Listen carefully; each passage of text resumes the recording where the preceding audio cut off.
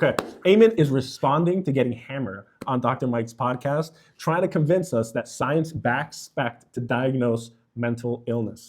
It's not theoretical. SPECT provides objective data on brain function. I publish studies that can differentiate depression from dementia, predict who will respond to stimulants, and even help identify suicide risk or differentiate PTSD from TBI, which Discover magazine listed in 2015 as one of the top 100 stories in science.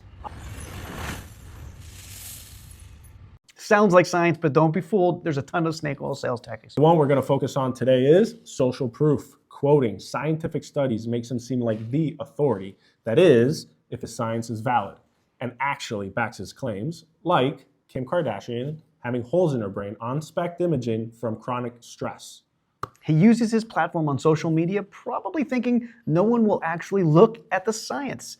But we actually did. Okay, so we found 7 studies related to the claims he just made and ran them through the GRADE protocol, the gold standard of rating medical evidence. Here's what we found. First, all 7 were just observational studies, not rigorous experiments, which means that we start at a low quality rating. To start at a high grade quality, to prove a diagnostic tool is accurate, you would need to start with a blinded cross-sectional study design.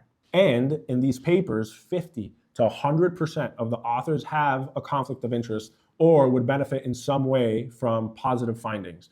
In my opinion, the most fatal flaw, though, is no blinding.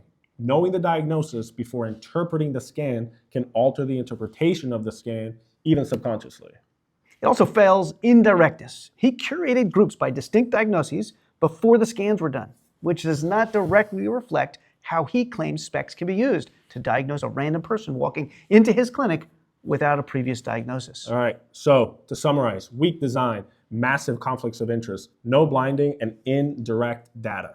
The flaws just pile up, leading to a grade rating of low quality evidence. So send us your clips and we'll help you spot the snake oil.